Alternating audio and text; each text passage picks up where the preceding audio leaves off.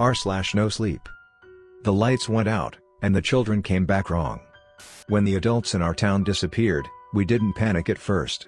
It started with an ordinary evening, dinner at 6, homework sprawled out on coffee tables, and a lullaby of TV static as channels flipped between sitcoms and late-night infomercials. At 8:37 p.m., every adult vanished. Not dramatically, like in a movie. No bright flashes of light or anguished screams, just empty chairs, half-eaten meals, and still warm coffee cups. We thought it was some elaborate prank, maybe a bizarre experiment. But as night stretched into morning, the truth settled like frost in our chests: they were gone. At first, we reveled in the freedom. No bedtimes. No rules. The older kids raided liquor cabinets, the younger ones looted candy aisles at the gas station. The streets became an endless playground, wild and free, our laughter bouncing off quiet, hollow houses. But then came the sickness. It started subtly, nosebleeds and headaches, like the onset of the flu. By the third day, kids began collapsing, their bodies trembling violently before falling into eerie stillness. They'd wake hours later, their eyes glassy, their voices strained. I watched it happen to Mia, my best friend. We'd been playing tag in the schoolyard when she stumbled, clutching her stomach. Her eyes rolled back, and she crumpled to the ground, convulsing. "Mia!" I screamed, shaking her. She gasped, her chest rising and falling like she'd been drowning. When her eyes fluttered open, something was wrong. Her pupils had turned stark white, her irises a strange, swirling gray. "I saw something," she whispered. Her voice was distant, hollow. "They're not gone. They're waiting." "Waiting where?" I demanded, but she only shuddered and turned away. The sickness spread quickly. By the 7th day, half the kids in town had the same hollowed-out eyes and the same cryptic whispers. They moved differently, jerky, mechanical, as if their strings were being pulled by unseen hands. And they didn't sleep. At night, they'd stand motionless in the streets, staring up at the sky. The rest of us barricaded ourselves in our houses. We avoided the sick kids, their vacant stares sending chills down our spines. But the sickness didn't need proximity. By the 10th day, I felt it creeping into me, a dull ache in my bones, a low hum in the back of my mind. Then the lights went out. No more streetlights. No more glowing windows. Just an oppressive darkness that swallowed the town whole. The stars flickered like dying embers, and the air buzzed with static, as if the universe itself was out of tune. On the 11th night, I saw my first adult. I was hiding in my bedroom, wrapped in a quilt, when I heard footsteps outside. Peeking through the blinds, I saw my mother standing in the driveway. Her back was to me, her posture stiff and unnatural. "Mom?" I called, my voice trembling. She turned slowly. Her face was wrong. Too smooth, too symmetrical, her eyes glowing faintly with that same eerie white light I'd seen in Mia. She opened her mouth, but the voice that came out wasn't hers. "They're here," she said in a sing-song tone. "We brought them back."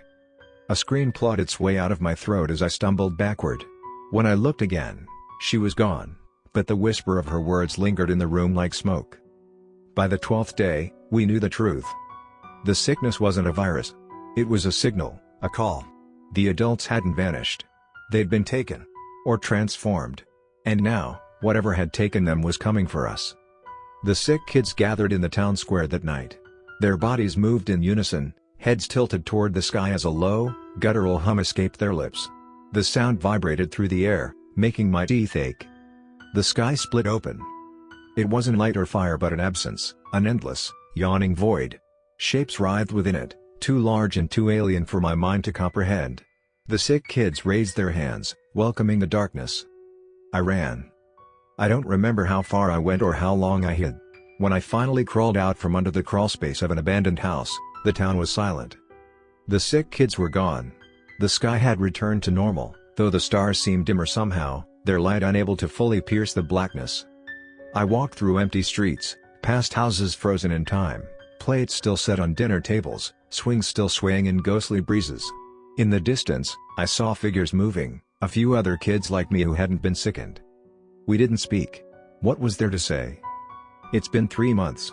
The sickness hasn't returned, but the nights are quieter now, the stars colder. We've rebuilt what we could, scavenging and surviving. But sometimes, I see them, figures standing at the edge of the woods, their eyes glowing faintly in the dark. They're waiting. And I think, deep down, They're waiting for us. I didn't know what they wanted, or why they didn't take us the first time. Maybe we were flawed, too broken for whatever purpose they served. Maybe we were saved by chance. But the feeling never left me, that we were unfinished business. The others called me paranoid. We needed to focus on survival, they said. Food, water, shelter, that was the priority. We'd scavenge the stores and homes clean, learning to ration every can of beans and bag of rice like it was gold. But survival was hollow when you couldn't sleep without hearing whispers from the woods. Survival meant nothing when you always felt like prey. Day 100. It was Cassie who first pointed it out. She was one of the younger kids, only 13 but tough in a way that reminded me of my little sister before she disappeared. Cassie was quiet, but her eyes missed nothing. "They're closer," she said one morning, her voice barely audible. We were standing in the community center we'd claimed as our base. The walls were covered in maps and notes, a desperate attempt to create order in the chaos. Cassie stood by the window, her fingers gripping the sill so tightly her knuckles were white. "Who's closer?" I asked, though I already knew. She tilted her chin toward the woods. "Them." I followed her gaze. The woods surrounded the town, a dark, looming presence that had grown more menacing since the sickness started. At first, I saw nothing but trees. Then I saw movement. A figure standing just beyond the tree line, still as a statue. It was a child, a boy around 10, with pale skin and hollowed-out eyes. He was staring straight at us. "Is it one of ours?" I whispered, though I knew the answer. Cassie shook her head. "They're watching. They've been watching for days." We called an emergency meeting that night. There were only 14 of us left, and fear clung to the room like smoke. Some wanted to leave town, to flee into the unknown. Others argued there was nowhere to go. The woods stretched for miles in every direction, and the thought of wandering into them made my skin crawl. "We need to know what they want," said Marcus, the oldest of us at 17. He'd become our de facto leader after Wes died. If they were going to kill us, they would have done it already. "Maybe they're waiting for something," I said. The words felt heavy in my mouth. Maybe they're waiting for us to change, like the others did. The room fell silent. No one wanted to say it, but we all felt it. The sickness wasn't gone. It was inside us, dormant, biding its time. Day 105. I woke up to screaming. By the time I grabbed a flashlight and ran to the source, it was too late. Eli, one of the younger kids, was gone. His sleeping bag lay empty, the zipper torn open as if by force. The window above him was shattered, glass glittering like stars in the moonlight.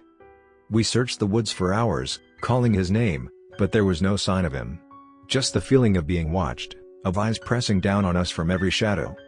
When we returned to the community center, we found something waiting for us. Written in ash on the wall were 3 words. "Join us. Soon." Day 110. More of us were taken, one by one. Always at night, always in silence. By the end of the week, there were only 7 of us left. The whispers grew louder, a constant hum in the back of my mind. Sometimes, I caught myself staring out the window, my body frozen, my thoughts clouded. It felt like a magnet was pulling me toward the woods. "They're in our heads," Cassie said one night, her voice trembling. "I can feel it. They're calling us." "Then we need to stop them," Marcus said. His hands were shaking, but his voice was firm. "Whatever they are, they're not invincible. We fight back." We armed ourselves with whatever we could find, kitchen knives, broken bottles, pieces of rebar. It wasn't much, but it was better than nothing. That night, we set traps around the perimeter of the community center and took turns keeping watch. I could feel the tension in the air, every shadow stretching too long, every creak of the floorboards making my heart race. When they came, it wasn't through the woods. It was from below. The descent. The floor of the community center cracked and splintered, and the ground beneath us opened like a mouth. Cassie screamed as a dark, gnarled hand shot out and grabbed her ankle, dragging her into the void. Marcus lunged forward, grabbing her arm, but the hand was too strong. She disappeared with a guttural cry, swallowed by the earth. "Run," Marcus shouted, but it was too late. The ground gave way beneath us, and we fell. The darkness was suffocating. I landed hard, the air knocked from my lungs. When I opened my eyes, I was in a cavern, the walls glowing faintly with a sickly green light. The air smelled of rot and damp earth. The others were scattered around me, groaning and clutching their injuries. Marcus was already on his feet, holding his makeshift weapon like a lifeline. "Stay together," he said, his voice steady despite the fear in his eyes. "We're getting out of here." The cavern stretched endlessly, the walls lined with strange, pulsating vines that seemed almost alive. The whispers were deafening now, a symphony of voices echoing in my skull. As we moved deeper into the cavern, we found them. The missing kids. The ones who'd been taken. They were standing in a circle, their bodies rigid, their eyes glowing with that familiar white light. In the center of the circle was a figure, a tall, slender creature with elongated limbs and a face that was almost human, but not quite. Its eyes burned with an otherworldly intensity, and its voice was a low, resonant hum that seemed to vibrate through my very bones. "You are not yet ready," it said, its gaze sweeping over us. "But you will be." "What do you want from us?" Marcus demanded, stepping forward. The creature tilted its head, as if considering the question. "You are the bridge," it said. "The threshold between what was and what will be." I didn't understand its words, but I felt their weight. This thing wasn't just here to take us, it was here to change us, to mold us into something else. "No," I whispered, my voice trembling. "We won't let you." The creature smiled, a cold, inhuman expression. "You have no choice." The choice. The cavern shook as the creature raised its arms, the pulsating vines writhing and twisting toward us. Marcus charged forward, his weapon raised, but the creature moved faster than I could follow. With a flick of its hand, Marcus was thrown against the wall, his body crumpling like a rag doll. I grabbed a shard of glass from the ground and lunged at the creature, but the vines wrapped around me, holding me in place. I could feel them burrowing into my skin, a searing pain that made me scream. "Let them go." Cassie's voice rang out, strong and defiant. She stood at the edge of the circle, her hands clenched into fists. "Take me instead." The creature paused, its glowing eyes narrowing. "Brave," it said. "But futile." Cassie didn't flinch. "You said we're the bridge. If you need us, then you can't kill us. So let them go." The creature tilted its head again, considering her words. Then, slowly, it lowered its arms. The vines released me, and I fell to the ground, gasping for air. "You are correct," it said. "You are valuable. But defiance has consequences." Before I could react, the creature reached out and touched Cassie's forehead. She screamed, a sound so raw and visceral it made my blood run cold.